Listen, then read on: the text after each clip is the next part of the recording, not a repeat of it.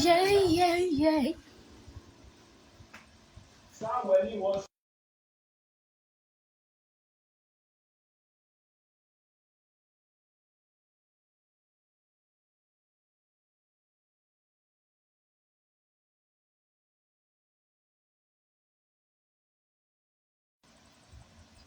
Hi guys, welcome.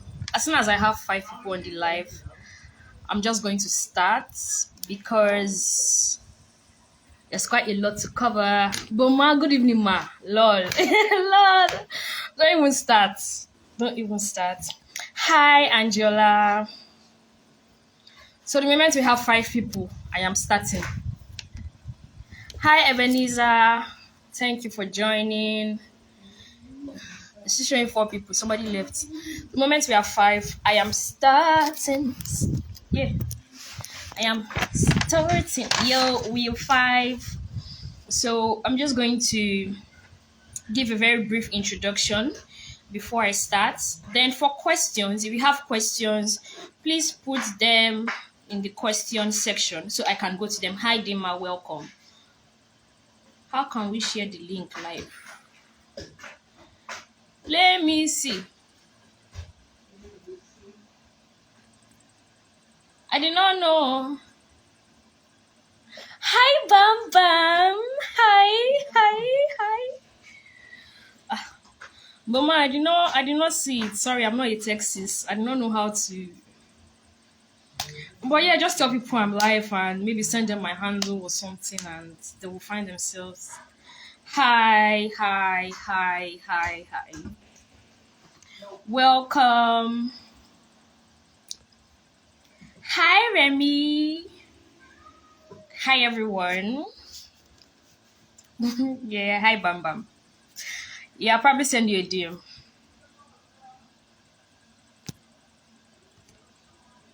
Hi, hi, hi. Somebody sent me a request to be in live, maybe at the end. But yeah, so quick introduction. I'm sure people can catch the replay so we don't spend too much time. My name is Tolu Lope Benro, and you said to click share on the plus or icon and then copy the link. Okay. Thank you, Favor. Thank you for that. Boma Alpha, I bet you've seen Favor's reply. Thank you, Angela. I can see it on the Telegram group. So yeah, quick one. Introduction. My name is Tolu Lope Benro. That's for name. Then I am a human being, and I think that's a very important fact to state because people identify as plenty things, and I choose to identify as the human being that I am. I served in Kwara State, and I finished service. It's not even up to a month.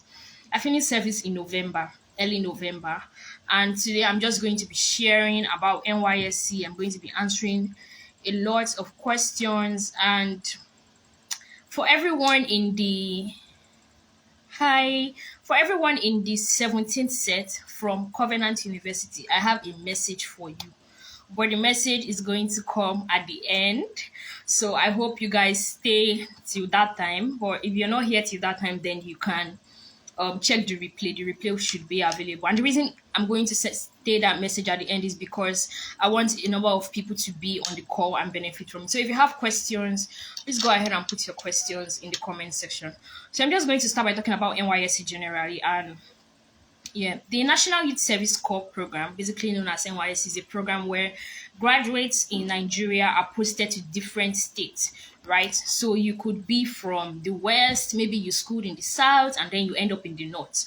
Or you're from the West, you schooled in the West, and you're lucky to be in the West without having to work or do any behind the scene thing for your posting.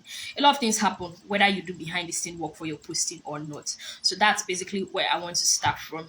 Right now, a number of people have received what is called their call-up letters, and then the call-up letters tell you what state you're going to be posted in, the location of the orientation camp, and a date when you should resume. So basically, the orientation camps will be open within a duration, right? So you could have the orientation camp open between maybe the 30th of November till the 3rd of December. So it basically means that people can start coming to camp from the 30th of November. And then for you to have access to better opportunities at camp, it's best you go early. So if they're telling you maybe your date is on the 2nd, you can prepare and go on the 30th, right? Since that's the first day your camp is going to open. That's just an instance. Because not everybody told to come on the 30th will actually come on the 30th. And whether you come on the 30th or you come on the 1st or you come on the 2nd or you come on the 3rd, activities are going to start when they are going to start. And those that are in camp on time have better opportunities because they would have the privilege to join things like the Red Cross, the OBS, and so on and so forth. And by the time you come to camp, they can tell you, oh, we don't need people. We've already selected a lot of people, and so on and so forth. So that's also a very important aspect. Then for redeployment, there are definitely couple of reasons why people redeploy, and I know that for the 17th set there are a couple of reasons why a number of people want to redeploy, but we'll come back to that. So let's go through honing your service here. Let me explain what the concept is. Right, honing your service here is basically a program I started in August, because in thank you, Bam Bam. In July ending, I saw this, shall I say, Twitter thread on Twitter where a couple of Eagles, people that graduated from Covenant University, were saying things about the TTG program, and it was just like, you guys, why was the 17th set saying about the TTG program? Why are you guys overreacting, and so on and so forth? And TTG was very instrumental to my life as an individual. So if it wasn't instrumental to somebody else's life, then that's their problem, right? And then NYSC has also been a very, very, very, very, very, very, very important part of my growth in the past 1 year. From the last year when I got my call-up letter, and then I started traveling to camp. So I think I can replicate, or basically, I think that effect or that experience can be replicated in people's life, but even in better ways, because as individuals, we are different people. And the goal is not for you to live your life like Tolu. The goal is for you to live your life like you. So that's basically what the concept of honing your service here is. There have been couples of webinars between August, September. So if you missed any of those webinars, you can check the link tree in my bio. You would see the link to a YouTube channel, and then you see a couple of the webinars. There's a particular webinar that is not, that's a private video. That one is called spirituality, and you may not see it, right? But if you're interested in listening to that particular webinar or watching that particular webinar, then send me a DM and I would send you the direct link. There's a particular, there are obvious reasons why that webinar is not public, because I shared a lot of personal information and private information to me at the time. And I just feel people that are serious enough should have access to that. Now I'm going to talk about getting a job. I mean, I have a couple of webinars where I spoke about NYSC and in bits. Getting a job in NYSC can be a crazy experience because, for instance, the ideal thing is you get posted to a particular place to work, right? And then the way it works is that if you have a first class degree, you're likely to end up in a university, a polytechnic, if you are very, very lucky, a ministry, or an office. If you have a 2-1, you may end up in any of those places. But depending on the need of the state where you're posted to, you may end up in a school. My PPA was a school, and I actually taught mathematics, physics, and further maths to SS1, 2, 3 students. Now I'm saying it because it's easy for someone to see my social media and think Tolu was doing social media. Tolu was always on the radio. Radio was, shall I say, side hustle, or me deciding to focus on a particular part of my career growth, regardless of where I was posted. But that was my primary assignment. And I went to work every day except on Thursday, because that was how my school operated. And we didn't have the, shall I say, leisure to say, oh, we don't want to come to work today. We don't want to come to work on these days. When it comes to NYSC, you definitely hear plenty things. People are going to say a lot of rubbish, and people are going to say a lot of things that are correct. So you need to understand where you are and what works there, so that you don't end up saying, my friend does this in her PPA, my friend does this, my friend travels and this and that, because that may not be acceptable where you are. Another way to get a job is probably you reaching out. So now most of you know the states you are posted to, even if you don't like them. For those of you that would stay, for instance, a good way would be for you to send an email or contact an organization you would like to work in the state, which I would advise you to do.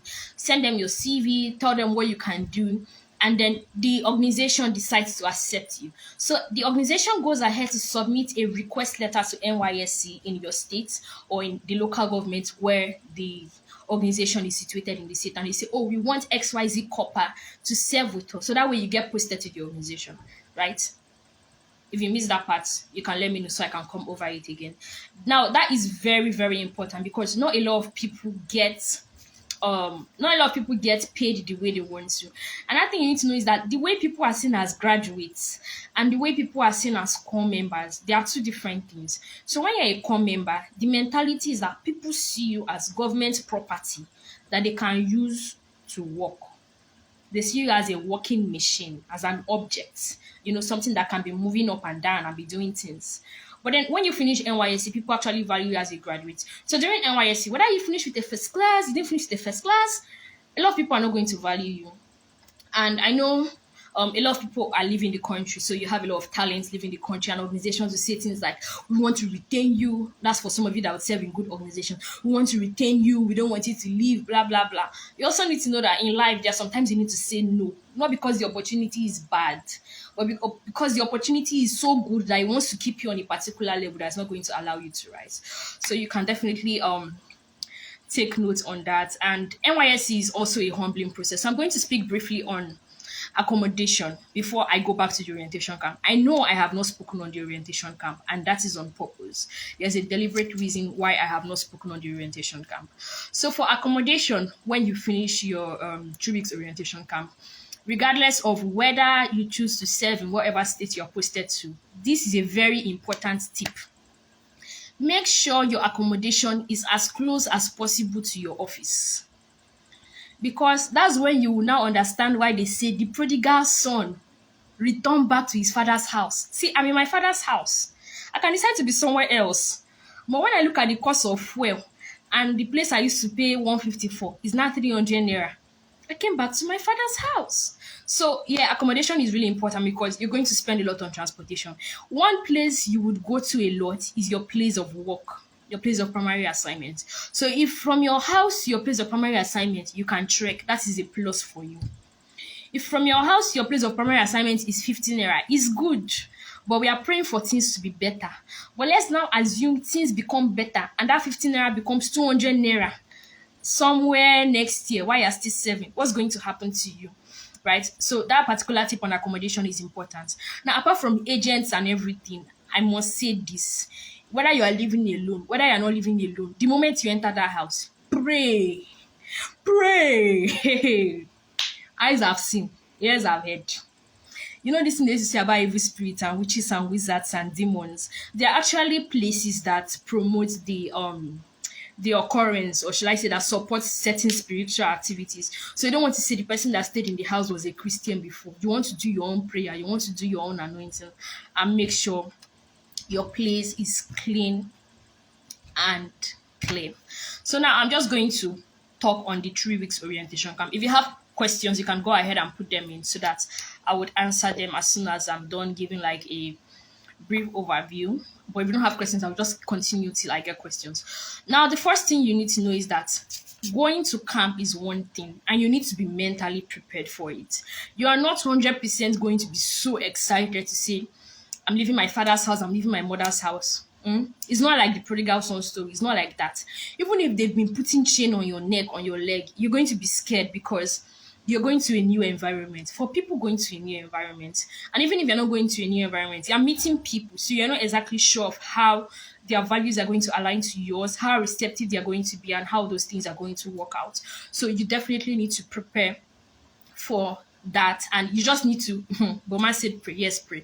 You definitely need to be mentally prepared. Now, the next thing, apart from getting your documents ready and etc, which you already know, is the road trip. The road trip is a very, very, very, very important part of going to camp. Now, one thing is that's very easy to say, even in this age where flight tickets are, I don't know where they're rising to, is that you would get a flight. Whether you get a flight or you enter a private jet, as long as that private jet is not landing in your orientation camp, you would have to make a road trip of at least 1 hour for you to travel from the airport to the camp. Let me break road trips for you. So when you're entering a state, you enter from the outskirts of one state into a new state. Then when you enter the new state, you drive through the state capital. Then when you drive through the state capital, you drive through a certain part of the state out to the outskirts of a new state. So it's like entering a state two times. That's how traveling by road is. Now, me, in Ilorin, where they posted me to Kwara for my orientation camp, there was airport though, but airport ticket is expensive and there was no flight from Port Harcourt. So going to Ilorin by air meant traveling to Lagos by air, then getting a flight from Lagos to Ilorin, then doing road trip to camp. So when I look at the whole stress, I said no. And then I went by road. Now the trip was about 16 hours, if I'm correct, but you can do the mathematics. We left Port Harcourt by 7 a.m. We arrived at the camp border because the camp did not have gate when we got there. We arrived at the camp border by like 11:56 a.m. because I remember exactly. That's when I came down from the car. That's when I called my mom. That's when they told me to wear face masks. That's when they checked my box. So you can do the math. It was a really long road trip. There were times we even tried to buy water on the road and we could not buy water. Ideally, for that kind of trip, you should stop 2 to 3 times. But the journey was so long that we ended up stopping just once on that particular journey. Right now, from that experience, one thing I have learned is around this period when core members are preparing to go to camp, depending on where the camp is situated, you would have buses, right? You would have buses going to camp. So we had 2 buses going to camp. And one thing I did is I wore my Enactor shirt, the one that has Enactors Covenant University. I wore it because that's one branded material that I knew was going to help me find Covenant University students. So when I wore my Enactor shirt with my trouser and I got to the bus stop, someone walked up to me. Yes. Someone walked up to me and he's like, "Hi, you are from Covenant?" I said yes. And he's like, "You are going to Ilorin?" I said yes. So the thing is, that's how I identified somebody. So it made my trip easy. Now the thing is, I was in the first bus, he was in the second bus, but their bus even had problem on the road. So we got there before them, but we are communicating. Now the bus I entered, it was filled with core members. It was literally filled with core members that we are going to Kwara from Port Harcourt. So because of that, it made it easy. And then the bus ended up dropping us directly in camp. Instead of having to do the logistics of, oh, I'm in Kwara State, they dropped me in camp. They dropped me at a park rather. How do I now pack my things together and get into a new bus and end up going to the camp itself? Because the camp is at the outskirts of the state, like I already explained the whole transition, right? So that definitely made it easier. Now, some things you want to know on your road trip. The day before your road trip, don't eat anything that will make you shit nonsense shit. When you're traveling by road, you have to be very careful. Avoid banana, avoid orange, avoid tangerine. If you don't eat it for 2 days, you will not die. That's very important thing you need to know, honestly. And then when you wake up the next morning, if there's any routine you used to do when you wake up to make sure you shit and empty your tummy because I'm not gonna lie to you, you're gonna need that shit in the morning. If your road trip is very long, I am not even kidding you. If you wake up in the morning, before the night before, you can have a bottle of water beside. Once you wake up by 4 a.m. to prepare or 5 a.m., if you don't drink water, drink the entire bottle. By the time you're trying to brush your mouth, shit will hit you somewhere and you will shit the shit out. So that when you're traveling on your trip, you're traveling empty, you're feeling refreshed. And I'm like, do I think I want to poo-poo? They did not have strength for all those things, though. And let me tell you, if you want to poo-poo on the trip, it's open defecation. It's open defecation with your first class. Yes, there's no fancy toilets. So that's basically that. And then go early. And then you want to get comfortable clothes. So for instance, you can eat rice. Rice is a nice food, but don't eat rice and salad. Don't eat rice and vegetable, right? You can go with a polo or a polo top or shirt. And then you can get a hoodie because as you are traveling through states, especially with the climate change, the temperature and the weather is definitely going to change. So you want to make sure you're as comfortable as possible. Don't go and wear expensive canvas. Nobody's doing fashion parade with you. Even your Mr. NYSC and Miss Macho, Abi, Isha Reverse, they are not doing fashion competition with you. It's that rubber canvas everybody's going to wear eventually. So wear something comfortable. Wear footwear that you can remove your legs easily. You can put your legs inside. Yeah, chop bread. But don't chop bread to block your nyash. Chop bread, right? Just be comfortable. And you can go with breakfast. Nylon and paper. I'm coming to that. I'm even coming to camp toilet. Your breakfast can be rice and you can pack it in a pack. And you can go with chin chin, you can go with plantain chips, you can go with water. Now because it's road trip, you need to regulate your bladder. So if you're someone that every 5 seconds you used to run to toilet to drop one drop of urine, you will not have the luxury of doing that because you would slow the journey, right? Yeah. Boma is talking about dressing, and then dressing can change. Oh, please, if you have a plain white cardigan, go with it.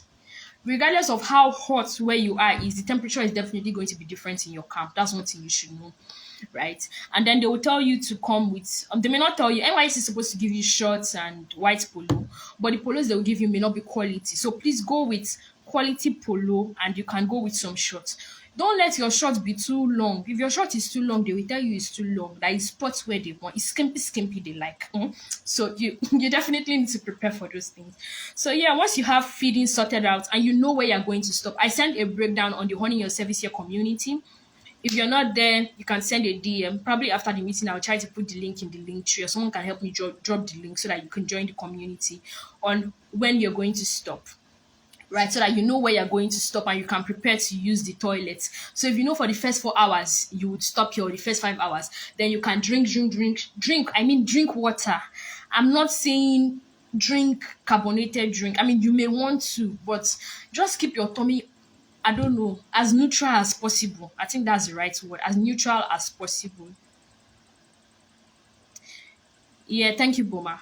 So that's definitely one thing you need to do. And every time they stop, even if you are not feeling like wee, go and wee.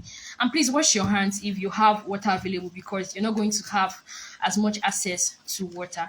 The screening process in camp may eventually, yeah, definitely. Camp is really cold. The screening process in camp is like is different. When I got to camp, I told you I got there by 11:56 p.m. So they basically just searched our bags, make sure we didn't have, contrabands and scissors. There's something I wanted to say, but skip scissors and some other things. They don't take crocs, so don't carry white fancy crocs. Carry white canvas, rubber canvas, and the one that if you match poto poto, it will turn black. If you pour water, it will turn white. That's what they want. They will search for shoes. Then they took us to a separate lodge and told those of us that came to just stay there. And then the next morning, we had to wake up early, hustle water. Water is a problem in camp. We had to hustle water. We also had to prepare for a COVID test. Sorry, give me a minute.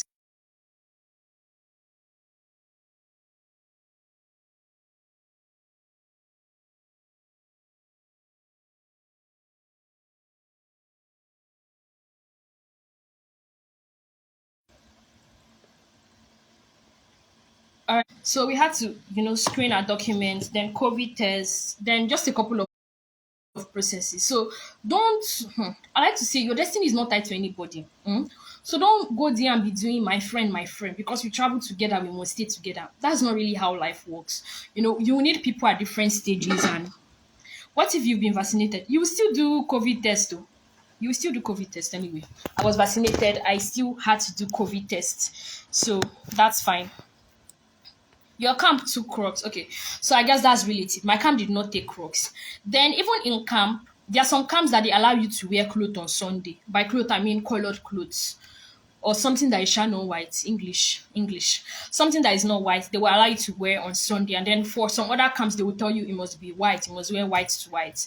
So that's also another thing to put into perspective. Water is a very rare commodity. Water is gold.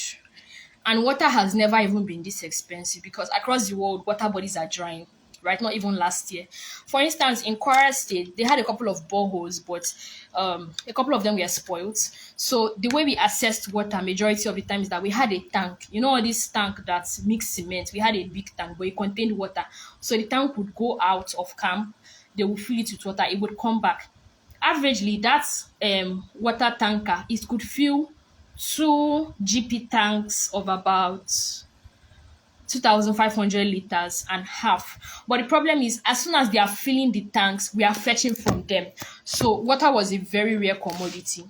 Another thing at toilets, you can't really guarantee the toilets. I know Port Harcourt camp is literally the best camp in Nigeria, especially with the recent renovation. But in other camps, you can't guarantee the toilet. So you're gonna have to pack your sheets. I didn't know any nicer way to say that. You're gonna have to pack your sheet. If you are someone that used to shit fast and close the toilet seat, you know what it looks like. That's actually not a nice experience, but it is what it is. So you would have to get a bucket, like a like a shitting bucket, and you will shit inside, and you would probably pour in the main toilet. Sometimes the toilets are blocked, but if you do not like infection, pack your shit, somebody. Okay, so that's definitely a part of camp. And then these ones are just regular things. I like to say go to camp prepared, right? Go to camp prepared to meet new people, because some of the people you're going to meet, you will meet them later, and you will be happy when you meet them later. Yes, Angela, is even in Eagles in khaki. Is in Eagles in khaki that you have to pack your shit. You gotta pack shit, you know? So it is what it is, my dear. It is what it is. A king like you. Do I look like bread? I'm a queen. I pack shit.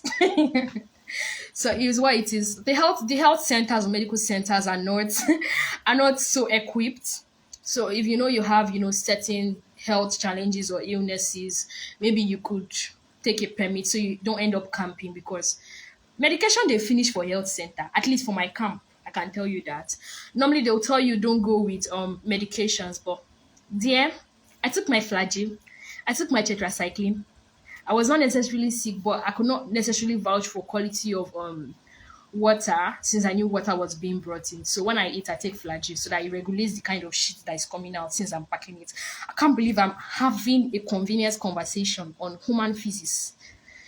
But yeah, it is what it is. There are a couple of activities. Sometimes you will have to stay outside till 12. Even though you have all this talent of drama, dancing, comedy, please go. By the time you go there, that's when you begin to appreciate CU comedians, because some kind comedy is crazy. And then when you have your CU community sockets coming to charging, no, but you charge in Mami Market. Mami Market is available, right? And then in my camp, they made it easier. So Platinum 1 and 2 charged in a particular place, and your phones don't get missing because you're charging them. One tip for charging: never plug your phone to charge. Carry power bank. Plug your power bank. When the power bank full, you carry it, you go. You need fanny pack. Your fanny pack is like your second security, because it just is your main security. If you go and shit, you carry fanny pack. You go and bath, you carry fanny pack. You want to eat, you carry fanny pack. You're checking woman, you carry fanny pack. Just make sure your phone is there 247, right? So don't plug your phone to charge. If you're sleeping, my fanny pack is on my body. I sleep with it. Basically. So you have a place to charge your phone, and you get to pay for it. Next is laundry. If you're in a place where water is going to be